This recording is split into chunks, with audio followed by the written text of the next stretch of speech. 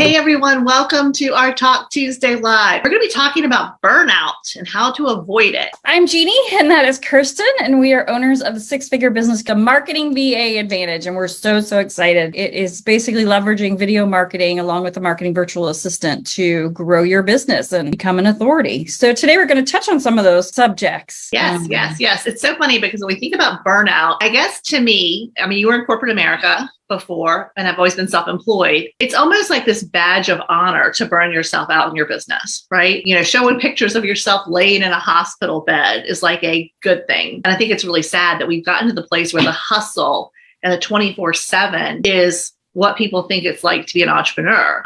There's always been the joke that, an entrepreneur is someone who will quit a 40-hour-a-week job to work 70 hours a week, right? Without paid benefits. Exactly. So we kind of want to talk about how that shouldn't be the case and how you can make sure that it's not the case for you, because really owning a business it's a privilege, it's a joy, it's exciting. You get to serve people and help them in so many ways. But you also have to remember that it's about balance, because you're a person with a life and friends and family and interests and hobbies and things that you want to do. So how do you grow a business, especially in this 24-hour, 24/7 kind of world, where everybody is vying for attention? As Gary Vee says, it's all about who can capture the attention. So how do you grow your business and build the life that you really want, which is what we're all about? So the first part is about lead generation, right? So if you want to build a successful business, you have to generate leads. You have to generate people who are coming into your business on a regular basis so that you can turn them into customers or clients. But how do you do that? And I know it's one of those things where there's so many different ways to generate leads, and it really depends on your business and your industry and your personality. But I believe that there's some fundamental things that most business owners can do that will help them consistently generate leads. And they're things that can be evergreen, so things that are working for you all of the time rather than you doing all of the work. So what do you have to say to that, Miss Jeannie? What's your thought on that? I agree. And I feel like a lot of people try and do what doesn't come naturally to them. So maybe they're really proficient in Facebook. And instead of going all in on Facebook Messenger and building those relationships in Facebook groups, maybe they think, oh no, I need to be on LinkedIn.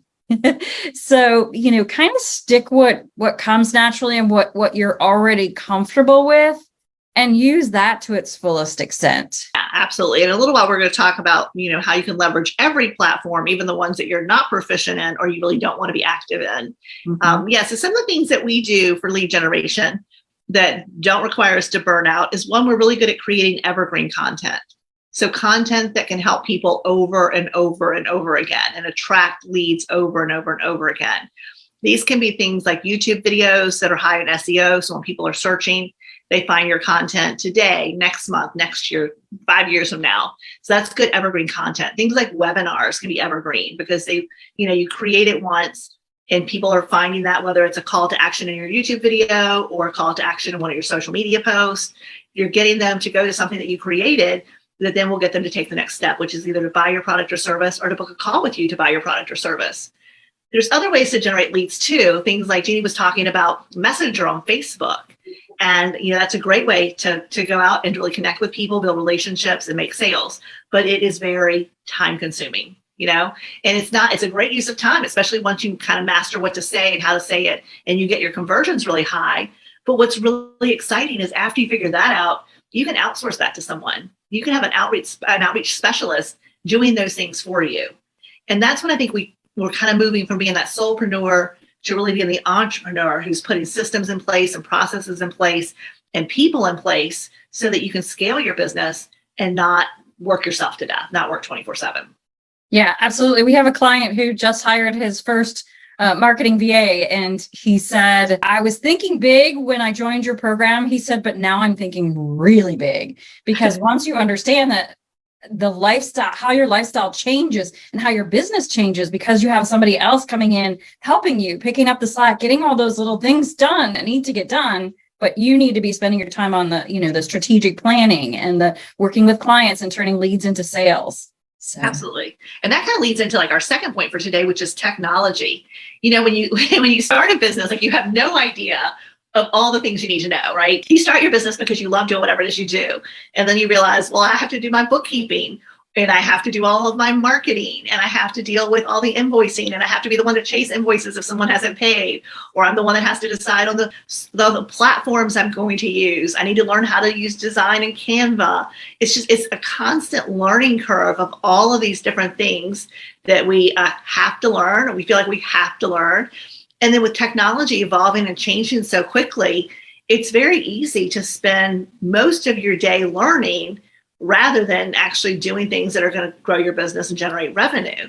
So I'm not a tech person. Some of you already know that. Jeannie is very tech savvy. I am a firm believer that you can delegate things that you do not know how to do, right? I do not need to know how to log into Canva to ask my virtual assistant to design, posts for me, or to lay out a carousel for me, or to put together an ad that I want to run in a local paper. I do not need to know how to log into Canva and do that myself to delegate that task. And I think that's a big misunderstanding for a lot of people. They feel like they've got to be able to do everything on their own before they can delegate anything. And I think that is really where it kind of goes into that. More of the business is about you and not about a business, right? It's more like your personal baby rather than you're actually growing a business. Like, I should be able to do it all. It's mine. I do everything for it, kind of thing. And it's great, if that's where you are and that's where you want your business to be. The only problem is you're definitely going to either burn yourself out working too much, or you're really going to limit your growth and income. There's just generally no way around it. Or both. Or both. Exactly. Yeah. And I think about people who, buy, let's say, a McDonald's franchise. No one buys a McDonald's franchise because they want to flip burgers and they want to, fry French fries, or they want to take orders or work the drive-through or mop the floor, wipe down the tables. People buy a franchise because it is a system, a process of how everything is done. This is where you order the patties. This is where the buns come from. This is exactly how much ketchup goes on each burger. This is exactly how you train your staff. Like, everything is plug and play. You just follow the system and it works. And that's what I think is really amazing about what Jeannie was able to put together for us, is she puts together all those systems. That woman loves a checklist. And so having everything organized so that you can run your marketing and your marketing virtual assistant with a structure is amazing. But you can also create structure for yourself, right? So I know you've probably heard the thing like, document everything you do. And we're all like, well, how do you do that? Like, what do you mean? Like, what are you talking about, right? And for some of us, like me, who's not the type of person that wants to document everything, I may try. I'll start and stop, but I'm probably not going to create the process. But again, a business partner who can, or I know how I could hire someone who could create a process for me, where it comes to not having to learn everything, not having to learn new technology, not needing to learn exactly how to set up and use a project management software, not needing to know how to use Canva to create graphics. You can have a YouTube channel and never know how to upload a video or edit a video. Trust me, I know you can, because I can't do any of those things. So is your time best spent learning things like that, or would you be better off to outsource those things? And we live in an amazing economy right now, right? Because we can outsource overseas. Like, Jeannie, how amazing is that we have been able to work with people around the world over the past decade, and just to really be able to leverage the fact that you're billing in US dollars, but yet you're paying, a lot less money because you're hiring in countries where the exchange rate is different. The value of the dollar, the cost of living is 80% less than it is here. So it really is amazing. Yeah, it's fantastic. And kind of swinging back to the technology, it is interesting. And I think when you start a business, you don't realize how much technology there is involved in a business. Right. Whether that's, graphic design and having said that, it's a lot easier now. You don't have to learn Photoshop and InDesign and Illustrator. You've got Canva. You don't have to learn video editing. You can actually hire someone to do that for you. So, but then like you mentioned, that you need a CRM, you need a sales pipeline, you need funnels, you need all of these things to make your business work really well, to automate things and to grow as big as, you want to. So, they're kind of a necessary evil, although I love them myself. Yeah, we both could definitely go down a rabbit hole of researching new technology and figuring out how we can leverage it and how we can help our clients leverage it for sure. Yeah. And the best part is for us, because Jeannie is so tech savvy, it's really easy for her to teach.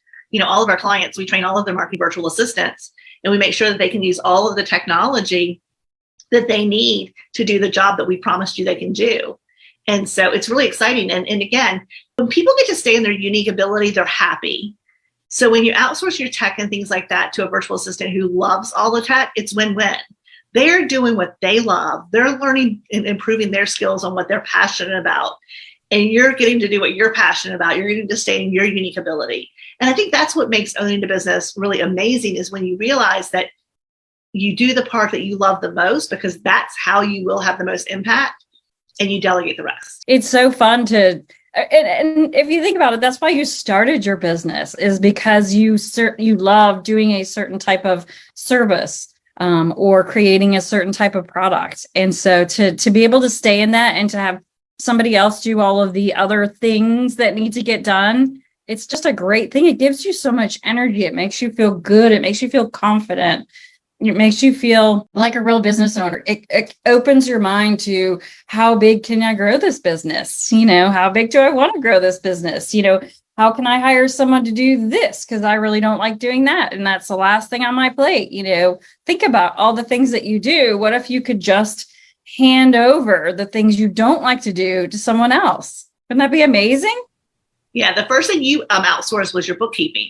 Oh, yeah. And it was draining on me, and I didn't realize it. So I had an inbox, and every time I came home, I would put receipts in there, and, I kept all my paperwork, but it just kept getting bigger and bigger. And every month, every week, I would look at it and I would think, oh, I really need to do that. I really need to get myself organized. And it just didn't happen. It wasn't something I loved or enjoyed. It wasn't something I wanted to do. And so when I finally handed that off to someone, I couldn't believe how good I felt. It was really like a boulder was off of my shoulders.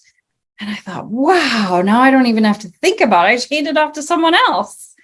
And and it made me feel more creative. It's wonderful. For me, like, it circles back to tech. The things that I don't have to learn for technology make me really happy, because it gives me more time to learn the things I really want to learn, but the things that are really going to help me help our clients the most. Mm-hmm. And I feel like that's what is really cool, is that you get to focus your time and energy on the things that are going to change people's lives, the things that I can spend time learning or mastering, or things that I can use to help our clients grow their businesses. And so it's a much better use of time than, like you said, doing things that I don't enjoy doing, that I hate doing, that take forever, that I put off, and it's normal.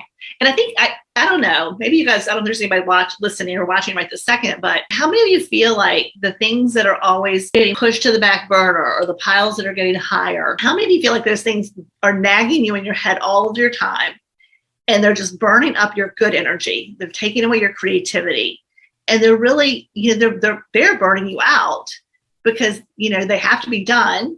But again, you're dreading it. It's not your unique ability. It's going to take time to do it. You just don't want to schedule the time, because you'd rather do the things that you love doing. So how do you feel how much time and energy do you waste on those things that you're not doing?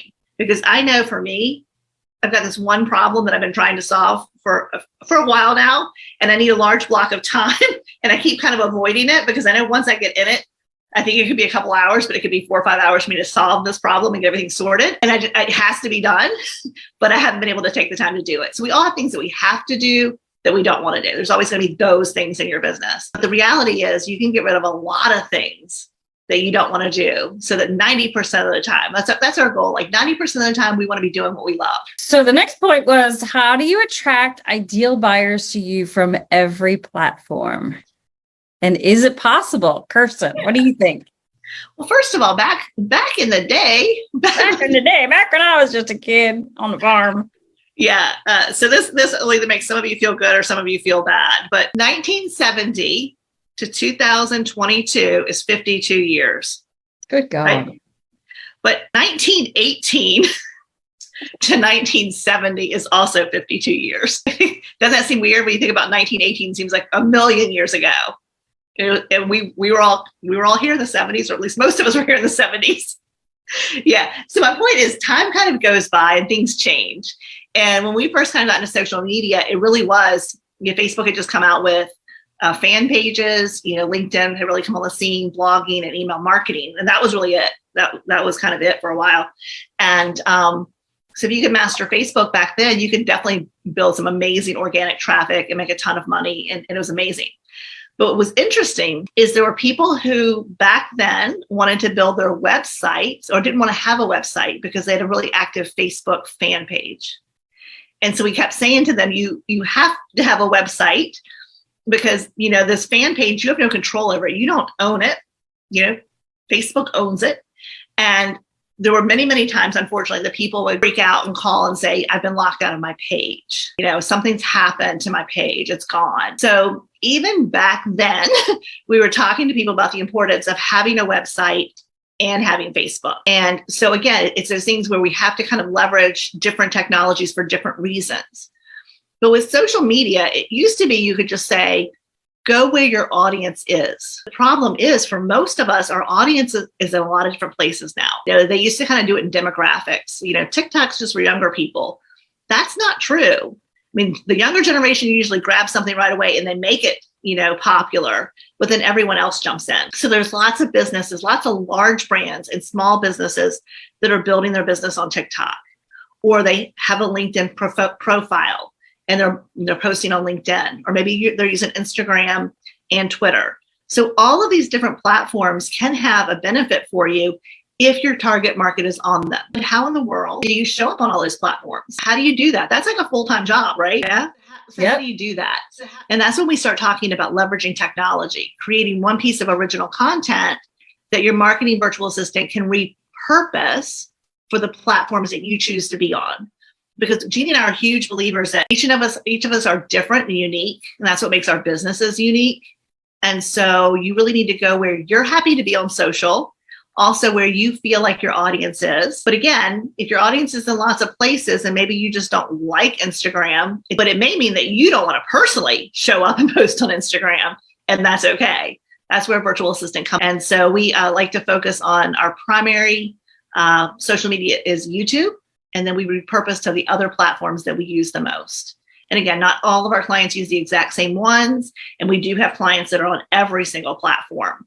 So it's a great way to be able to do things by having the help, having the support person to do that for you. And I think it's just really cool. Yeah, it's amazing how much content you can get out of one piece of content, like a video. And, video being the most popular type of content on every platform, it makes sense to start with video. You can turn one video into 30 pieces of content without a whole lot of work. And if your marketing virtual assistant's doing it for you, you just record the video.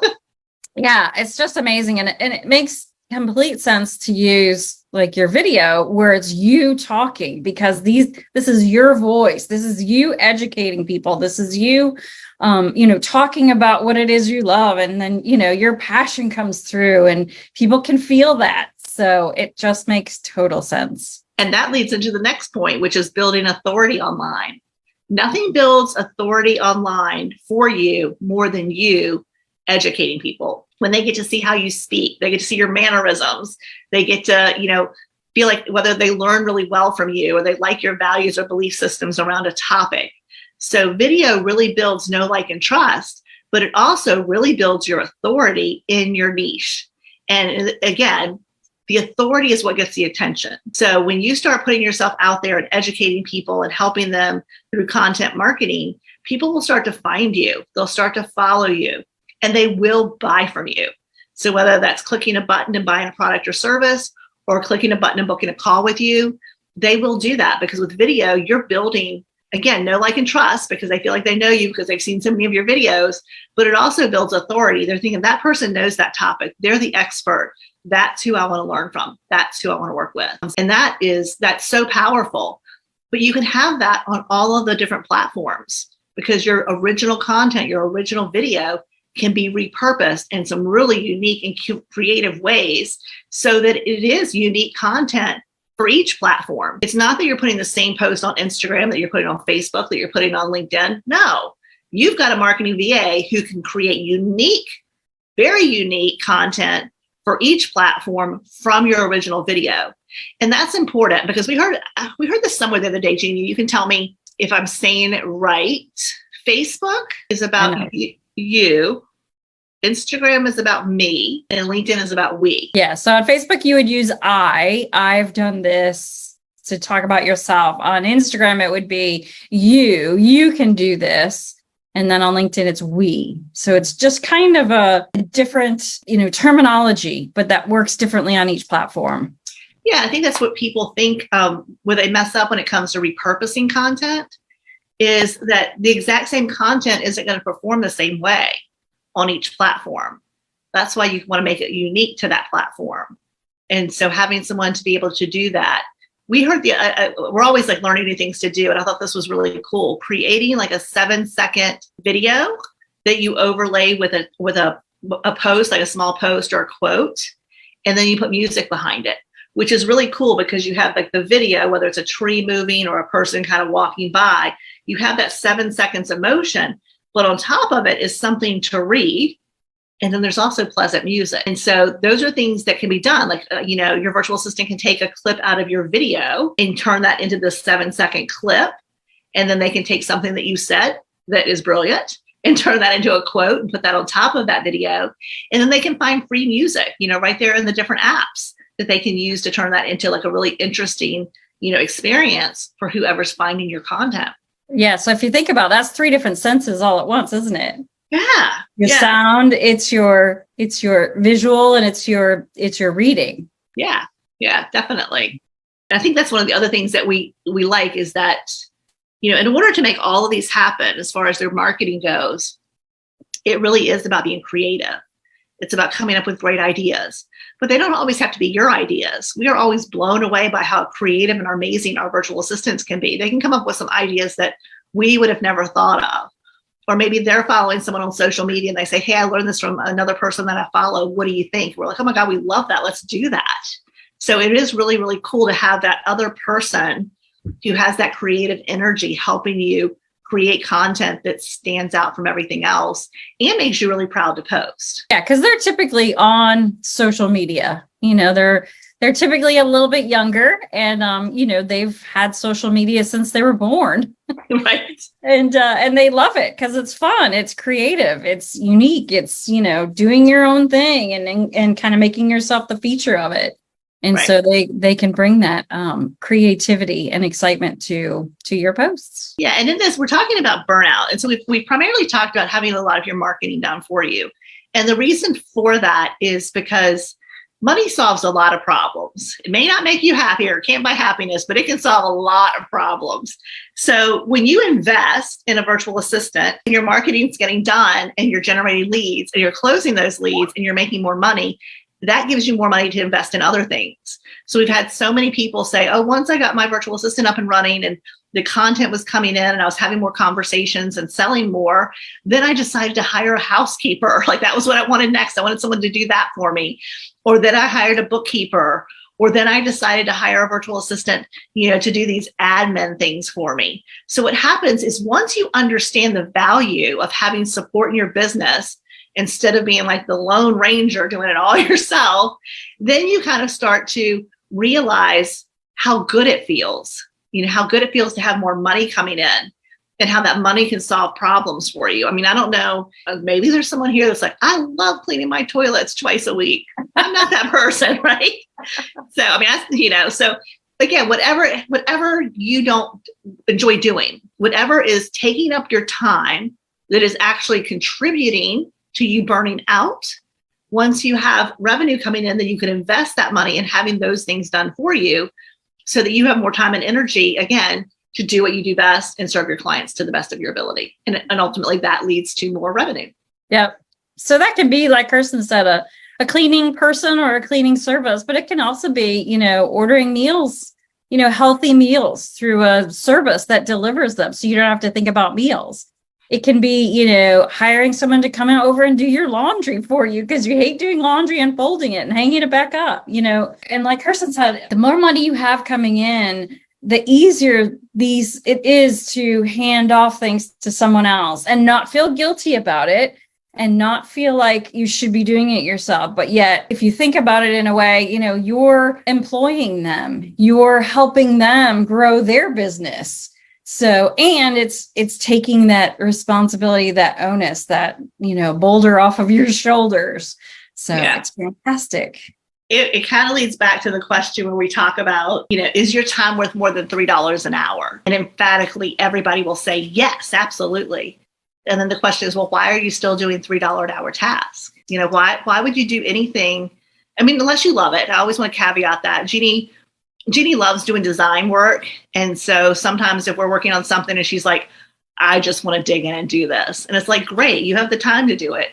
So if you want to dig in and be creative and spend hours, just playing with that, in Photoshop and designing it and doing all those cool changes that you like to do and sending me 20 different drafts to look at, go for it, because she enjoys doing it.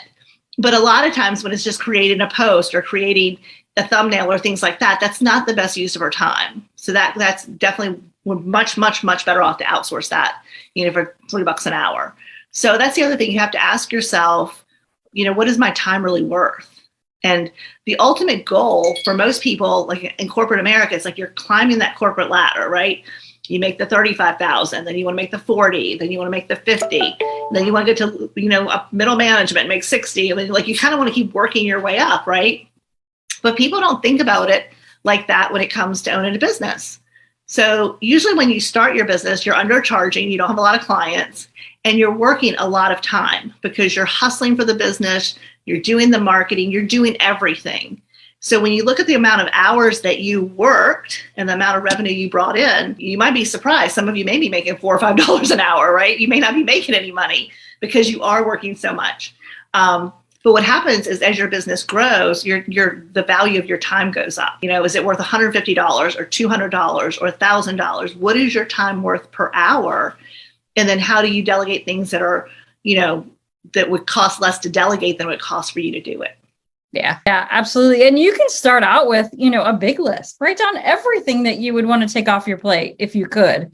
And then just kind of start from the top or, start with the marketing, because the marketing is what brings in the business. Yes. You've got to get yourself, in front of people and in front of the right people and saying the right things and, on the right platform. So I would say that's why we always say, marketing is what you should be investing in initially, because that's how you grow your business. Yeah, it made me think, because I was having this conversation. It's been a few weeks ago, so I don't really remember exactly how it went, but someone had asked, like, how would you delegate everything? And so I said, the first thing would be the marketing, the evergreen content, showing up on different platforms, and definitely get that nailed down, because that's working for you 24 hours, 7 days a week.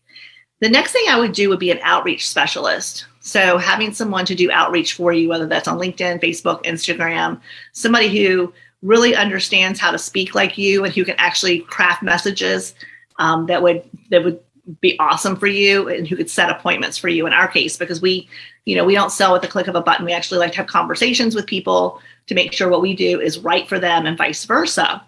So then I said, yeah, definitely, because you don't want to really do outreach and appointment setting if you don't have a solid foundation, because what's the first thing people do? They look you up, right? And so if you don't have any content out there, it's like you're a ghost online, I'm probably not going to get on a call with you. But if you reach out to me and then I look you up and you've got all this amazing content that you're educated and you're helping, and I can see that you know what you're talking about, I'm more likely to get on a call with you. So marketing VA for content first, then outreach person, outreach appointment setter second. And then for a lot of people, I think it's bookkeeping, because at this point, if you're doing things right, you're probably generating more revenue, and you may be in a position to have a professional bookkeeper help you figure out strategies of how to spend your money, so to speak. So a lot of times, even though our clients sometimes are doing their own bookkeeping, they really don't know how much they're spending in different categories on a regular basis. And if you know that, you have somebody who has an eagle eye, especially if they work in that industry and they're like, look, most of my clients in XYZ industry are only spending this much in this area, and you're spending way over that. Or the reason why I don't think you're getting where you want to go is because most of my clients are spending this in marketing and you're only spending this. So again, there's a lot of information that can come from your numbers. So I think a bookkeeper would be third, and then probably an admin would be fourth. You agree, Jeannie? Yeah. Where would you put ads in there? Online ads. Ads. An ad specialist. I would probably put an ad specialist if I were going to run ads before a bookkeeper. Mm-hmm. So I'd probably put an ad specialist or a copywriter. And again, I don't consider, in some ways, because that's a project base, where I think of everyone else as kind of like someone that's on your team for a long time. Your marketing VAs are going to be with you for years. Your appointment setters could be with you for years. Your bookkeeper, and then your admin person or your executive assistant could be with you for years. But as far as copywriters and ad specialists, if you continuously run ads because your ad specialist is killing it, then they'll be on your team for a long, long time. Same thing with your copywriter. If you find somebody who writes really great copy, but I find that often is more project work. Yeah. Once you nail down your messaging, it's good. But so just thinking about how do you want to grow your business? And I feel like that's not really a conversation that I think a lot of people have when they first start their business. Like, how are you going to delegate? To whom are you going to delegate, and what and when and why? So I hope this is helpful. I could talk about it all day long because I find it fascinating. But if you wanted to book a call with us, we'd be happy to talk to you about your specific business. Feel free to DM either of us, Kirsten Graham or Jeannie Wilson. We are in the group, obviously, and we'd be happy to talk. Thanks. Bye.